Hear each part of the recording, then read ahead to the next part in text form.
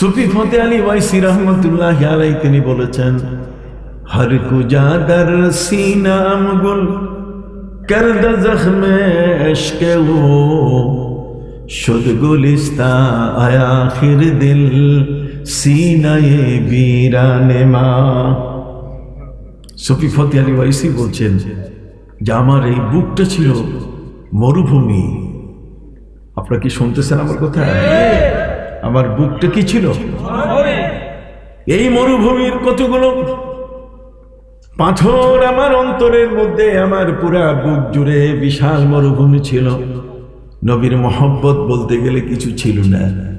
আমি নবীর মহব্বতের আগুনের গাছগুলো আমি আমার এই মরুভূমি, আমি আমার বুকের বাগানের মধ্যে সবগুলো আমি লাগালাম। हर कुजागर सीनाम गुल करद जख्मे